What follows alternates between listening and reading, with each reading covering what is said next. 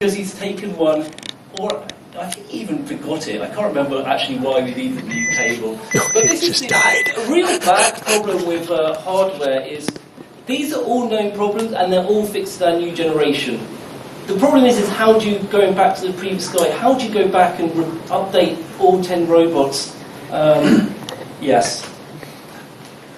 So then, this is also semi-easy, but time-consuming. So I'd say on the first robot, which is there, the only thing we really had to manufacture in-house is solder up the boards because they were designed by me and it's quick and easy.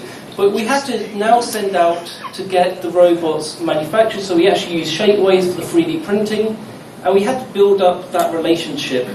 We have a very nice company in Sunnyvale that does all the painting for us.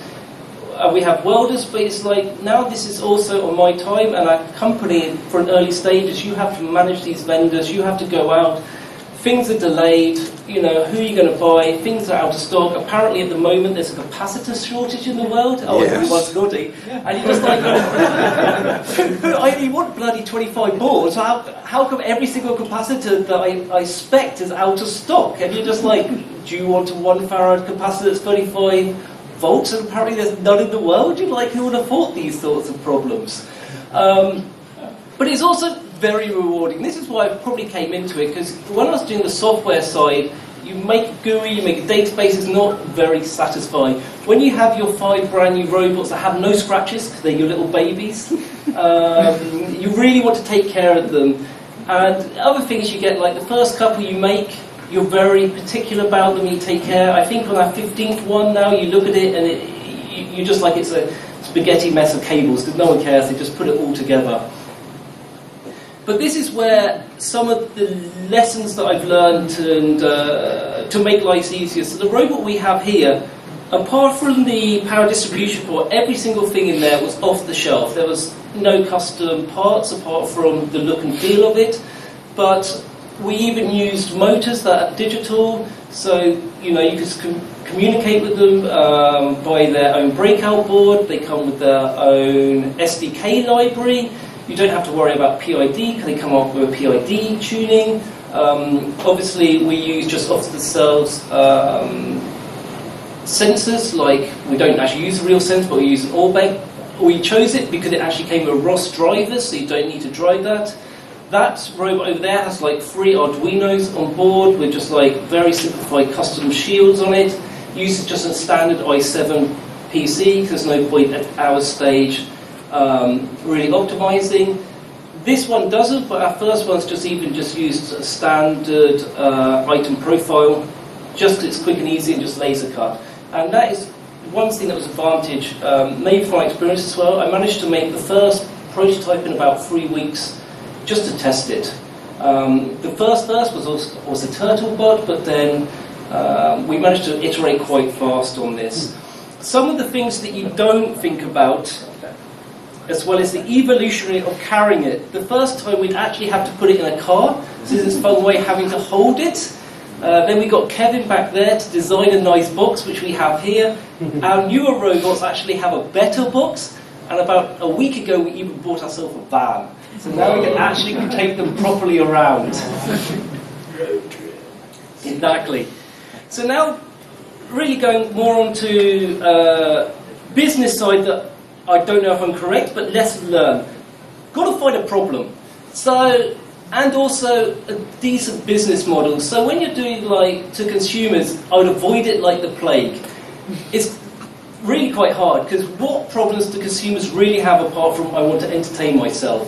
So you have the vacuum cleaner, which I think works well. I'm a roboticist, I don't have one, so I don't know how popular they could be, but I have a small house in Silicon Valley. If I had a big house, who would I know? And drones, I had drones at university. I would have never predicted that they would have been still around for hobbyists. But yeah, because you look at the, haven't done so well. You really have to have, what is the value proposition? What can these things do? When I saw these originally, it's like, great, I have an iPhone, I have an iPad. What do they really give me that these can't do? So, this is where I think for the consumer, you also have a very big price sensitivity and mass production. So I think the hardest part for a consumer is there's no real incrementalism. You either have to go big or go home. So I think Curie wanted to do like 10,000 a month. Jibo probably also predicted the same thing. So you have to optimize very early on for mass manufacturing and really get that bomb down. I think a better way is B2B, mainly because businesses have money. They have problems. If you go about it the right way, you can actually do well. So you probably wanted your founding team, at least someone that has knowledge of that industry. When I first did the first one in hotels, I never, I had no clue. I wasn't even a businessman that flew that often to things. Luckily this time, John had a restaurant. He knows restaurants. He has the pain point. Also, it makes life easier when you're talking to customers. He knows their lingo. He knows their pain point. If I went and talked to a restaurateur, I know enough now, but they wouldn't take me serious. So if you have someone in your family team, or at least one of your early hires, it makes life a lot easier. Especially if you're not just trying to replace a human. I see companies, and it doesn't quite work. You have to have an added value. I think the logistic one works better because you can track and you can give bonuses. I think one of the companies, I know Bear Robotics actually has a very interesting one. They do stock checks in big stores. And one of the main things the company wants is not the people in the company, it's actually the CFO. He wants real-time updates on stock. He doesn't want to wait every 3 months to get an update. He wants every day to know in Target how many everything is. They also want to know whereabouts in the store they are. When I ask someone to put a display up, is that displayed actually where I said it to be? And this is a big value added. And I think a lot of people miss this. What is the value added and who is going to pay for this product? There's also one more business area which I think is actually even better. It's where you actually own the business and you're giving a service, and robots is just is just a bonus. So you might have probably seen Cafe X. I really quite like this business concept where you just they are the coffee shop, they are their customer. Theirs is very much more a Boolean in business. They either sell good coffee and make profit, or they don't. They don't have a middleman to sell to. They don't have to worry about someone trying out. They can actually go out. They can set up. This is in San Francisco, and then in 6 months they can turn out. Are we making money? Do customers like it? If so, it's very easy for them to scale. They don't have to wait for a decision maker, and they have free stores. So one would assume that they're probably doing quite well. Likewise, this is actually Spice. They do similar to Poke Bowl. They actually have an autonomous restaurant where one person actually fills up all these chutes in the morning, and then the actual wok that does the cooking clean themselves, cook themselves. So they actually only have 2 servers just to have that face value for the staff, but in theory they could do it completely autonomous. They actually opened their own restaurant, designed it, and raised money to expand it. So that is, yet again, a quite good business model, I think. The third one would also be Left Hand Robotics, where they actually contract out to big companies, like I guess Google and people, and they actually clean the snow off in North America. So that's also quite good, because they're obviously a company has a big demand. We want to have snow cleaned. They can actually contract that out and control really the whole destiny. So this comes to, don't build a robotic company. You want to actually just build a company, and robots should be, if you would like it, part of it. But a lot of the companies I speak to or see, they start off as a robotic company first. Hence, I think you need to do it. We did the same mistake ourselves, hence why you always get Bear Robotics and all these things. In theory, it'd be weird if Google was called like Google Search. But so if you're thinking about doing a startup in robotics, you should really be thinking the other way around. What is there a problem? Does robotics even apply? And if you're really into startups, then it's bonus if it's robotics. But then let's see some good things about it. So is it worth the effort? I'd say yes. So this is just a bit of history of Bear. So at the left-hand side is actually me and Feng Wei. So we actually started, instead of having offices, we actually started programming in John's restaurant, you could probably just about see our Turtlebot, which is just there, which is the first one we actually bought just to get the software developing and just to see the concept. Does it work? We started out just delivering the bill around his restaurant, and that started to lead on. The middle one was our first WeWorks table, WeWorks style table. Then we were very proud when we actually had our name on the door and actually an office. Now we moved about 3 months now. I don't know how big it is. Something like, I don't know, 10,000 square feet. And this is just literally our testing area. So in about a year and a half, we've grown from 3 people to about 18 people now. And this is just some of our robots in the background that's there for testing. Some of the highlights I feel, for me personally, is very good. This was the first big conference we went to. Unknown to us, when we turned up, there it is, our robots on the big banner. Apart from they photoshopped out our company name and our logo from it. But then again, we didn't pay and we won the free stand there. But we were very excited when we walked in there the first day. We're like, wow, we're actually massive on the first sign. And then the last one actually is really nice actually doing this and growing the team. So this is us on a Friday just going out and having a beer after work. It's actually quite nice, not only just building the company but also building the team, the friendship and getting people onto this road. And that's it. Questions?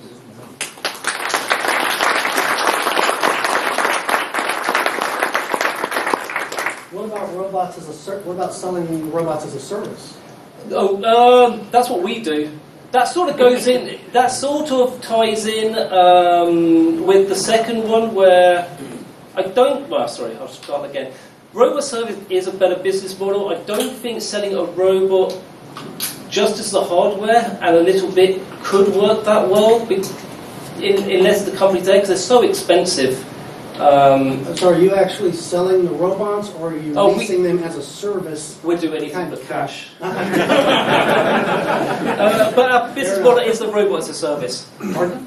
At the moment, Bear's business model is robot as a service. Why did you choose to develop your own robot platform from scratch rather than buy something else that was out there? Because I build hardware. No, because I could do it quickly. The real, more realistic answer is, if there was something out there, we would buy it. But most of these also, I think you could buy Fetch or Powell or something like that.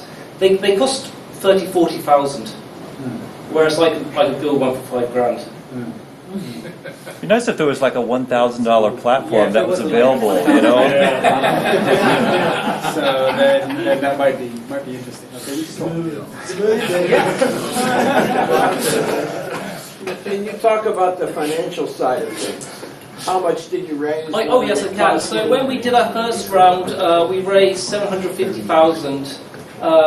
We closed in January, February. We closed another round. So in total, we raised 3.8 million. And you're still working on that? Oh, we still have cash in the bank. Yes. What did you have to give up for that? It's hard to say because they're all convertible notes nowadays. So it only really matters when we actually do a valuation round.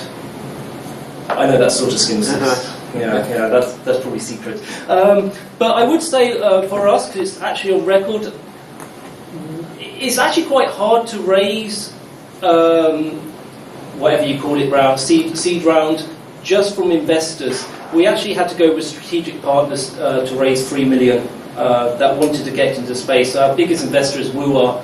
That is the equivalent of DoorDash of Korea. And they wanted to get into this whole space. Oh, maybe. Go. Yeah? Oh. Are you sure? Well, basically, can you go into, have you ever done anything else with the mask bot? With anything, like, have you ever visited an old project and helped anything out later on? Oh, the question is, have I gone back to old projects? Yes. No. and this is one reason, actually, from academia, which I didn't like. So, not blow my own trumpet, Maskbot at the time, there was only about 3 of them in the world, doing well. The original was Walt Disney, but at the time there's about 3 of them: Furry Hat, us, and another one from Portsmouth University. And unfortunately, we didn't get any. We wanted to carry it on, and we just didn't get funding for it. So, would it be applicable for Disney to take that type of design? No, Disney actually first did some rear projected in like 1940s in one of their Halloween places. Haunted house. Haunted mansion, yeah. Well, so if you're doing robots as a service, you have this problem of like huge negative cash flow. You have to spend $15,000 on the robot, and then you're getting money back very slowly. Is that a problem for your investors? Like they see that as like a major like stumbling point, or? Probably.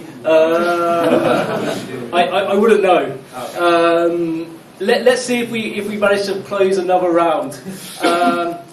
Generally not, but then you have now big failures like Jibo. They raised like 70 million. You have Rethink that did 130 million. At the moment, robotics is in a big bubble.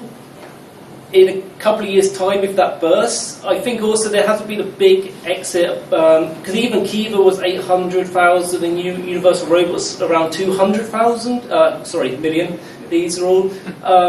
One advantage is we're in Silicon Valley, so it's not the hardest place to do, but yes, that would probably be a problem. But we actually looked and talked with companies that do effectively leasing services. Okay. What's the monthly rate? I can't say. Thank you.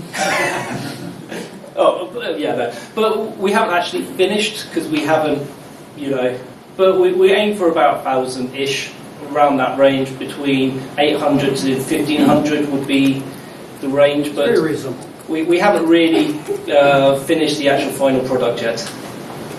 So now if you scale, talk a little about the sales channel. I mean, you started from your own to signing up something? So the sales channel, we have two ended tails. So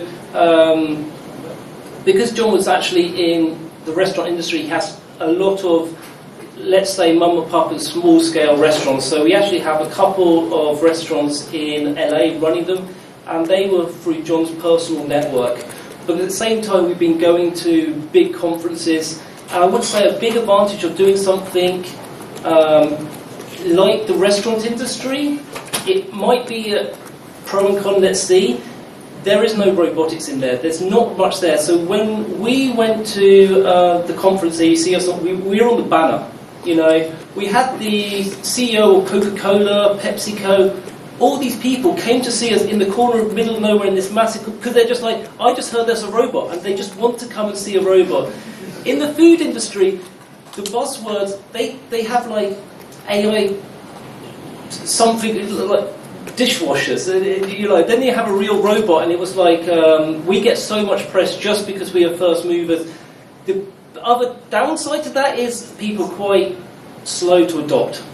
But also through these conferences, we now have opportunity to go and demo, which we have, and we're now going to the next stages. So one of the ones I can say about is we did a demo and a pilot with Pizza Hut with Korea, and now they actually want to go to the next stage.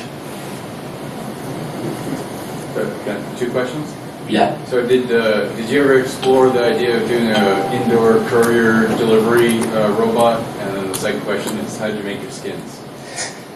What do you mean by indoor courier robot? Like delivering packages and mail within the office. It's funny, I actually looked at that for Robotics, my original company. We didn't go very far because I don't see it as a big value added. I could be completely wrong, but we looked at it and we're just like, how often will it be used? And is it really useful, and will someone pay? And we just dead-ended it. Someone's company here was getting their robots bought by FedEx or something to do that job, even though that's something they were selling before. I don't know. I could be wrong. This is where a company like that sells in billions. I cried. The second question is where we get our skins done. We actually get them done at Shapeways. I'd recommend Shapeways. It's a pretty good company, and they're just 3D printed on EOSC. Those are 3D printed? Yeah. They're 3D printed in one piece. They're pretty expensive. And then I should say, then we take them down to a company called AJ Production. They sand it all down and spray them for us. And I'd say at the moment, half the cost of the robot is the skin. If you could go back in time and do one thing differently at Bear, what would it be and why? Oh, good God.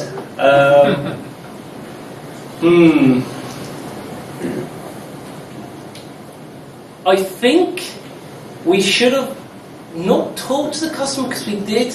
One mistake we made is about last October, we knew we had to have more shelves. And then, just because of time, pressure, everything, and I even had a CAD drawing for more shelves, but we were in a state where we had to build something because we had lots of demos, so we just like, great, let's just keep on building these. And now it's literally 1 year later when we have multi-shelf robot coming out.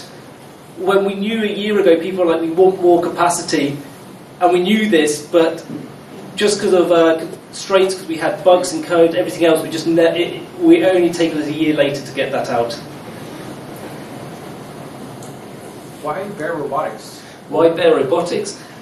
Like anyone that's named a company, you just get fed up of trying to think of a name. So it's actually named after California for your state symbol. So this is coming, you ping back off your co-founder. So John came up with Bear. We talked about it for 2 weeks, and then we're like, you know what, we need to move on and get a logo made. Have you been doing using hardware? Have you done anything to make the robot more easy to service? Yes.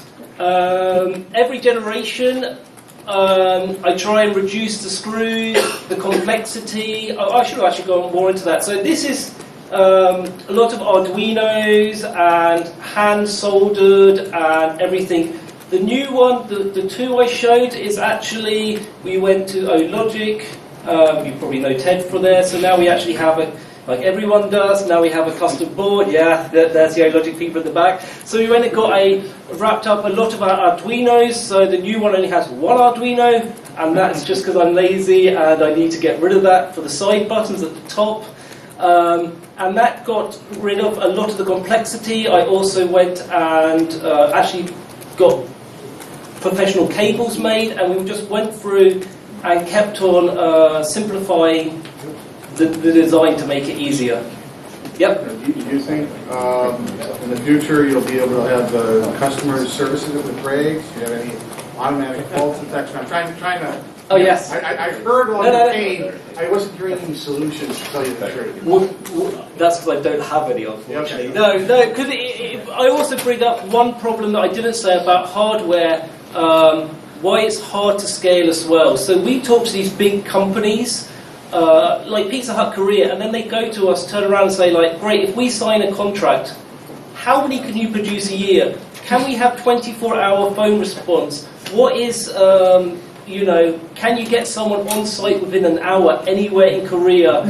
And then you start looking into this and you're like, yes, we can, but then as a company, you're saying like, man, this is going to cost us for 10 robots deployed at like 10 grand a month just in this 24-hour support. So I think you have like effectively like a valley of death where you get to like 10, 15, 20 robots, and then how do you jump this chasm without going bankrupt to like 100, 200 robots?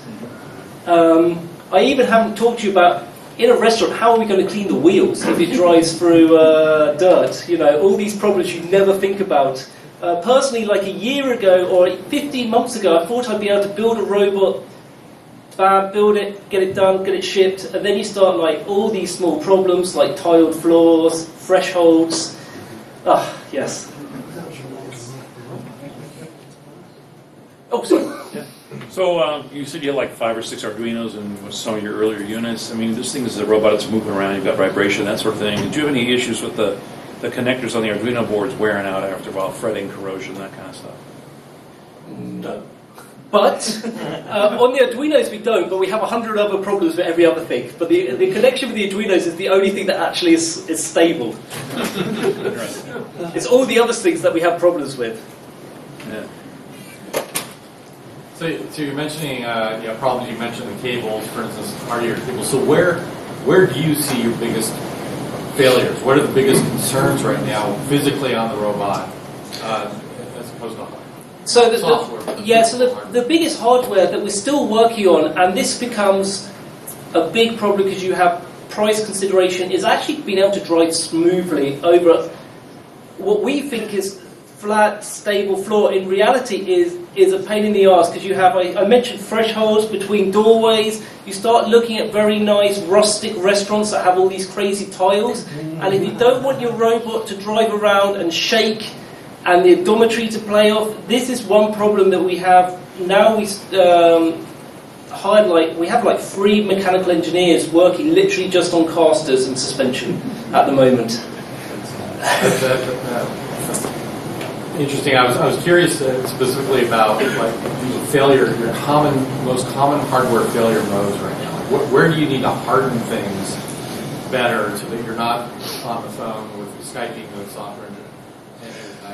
Everything. I say that as a joke, but it's true. Like we were using, we still like it. We have pulley belts. It's taken us 4 iterations. Like the first one was cheaper. Then we're like, great, let's just change. It snapped. Like doesn't snap very often. Snap ones. We're like, great. We get Kevlar ones 4 times stronger. Never break. Now we have these plastic pulleys, and they shear off. And we're just like, why is this shearing off? So then we're like, now we're replacing with metal ones. So it's literally all these incrementalism, and it doesn't happen that often. But it's suddenly like we only had once a pulley shear off, and we've driven, I actually have no idea now, like 50,000 miles, something crazy. And it happened once, but that's once too many. And it's just like, all right, we only have in a year and a half 2 pulley belts to snap, but that is a pain in the arse when someone's in LA and they're like, the pulley belts break. You're like, oh, let me UPS you down a new one. Do you do any kind of telemetry or diagnostics collection or anything like that off the field robots? We stream, and this is where I get to virtually everyone in our team is software, and they're mostly cloud related. We stream everything to the cloud, and we try and do everything through the cloud, but then you get massive problems here, Wi-Fi, 4G, connection issues, what happens when things disconnect and don't disconnect, and this is where all the problems come from, is streaming all this to the web. And how do you sort all that data if you put it in the... We don't. We put it in a big bucket. We worry about that when it comes to it. But we stream it all there now, but more realistically, we collect all the data, so like how many miles it's travelled, deliveries, all this thing. We stream voltages, all of this data, and we can graph it and stuff, and it should be useful eventually. Data's pretty cheap in Amazon. This robot's in a social space with people. How do you deal with the safety, like stopping without spilling things? So that's a 2-part question. So at the very beginning, my partner Fengwei is one of the incredibly good software guys. So he ended up rewriting most of the navigation stack to make it really robust and safe. So we use a lot of sensors just to get volumetric data around us. And if anyone becomes within a certain threshold, which I think is about 30, we just stop. Luckily, we don't go. We go like 6 meters a second, which isn't too fast. So our software is very much based on stop and wait for it to clear and be on the side of precaution. We've done 30,000 deliveries, something quite a lot now. We've never crashed into anyone. But your second part of the question is, how do you do this and don't spill anything, is a problem we have. And that's why we're working on suspension. We have a lot of mechanical engineers because we want to do on the caution, it stops pretty quick when someone does it, and that does have a tendency to spill things. At the moment, we won't do liquids at all. We like pizzas; they're pretty good, and those are more our customers' things that won't spill with the emergency stop. But we're working on, gimbal stabilization and crazy things. Process of determining what your milestones are going to be for your seed or pre-seed round, how much money you needed, how long you were going to have such a runway and so on? I don't want to get all. Yes. So when we went out racing to start with, we didn't even have a pitch deck. There was 3 of us.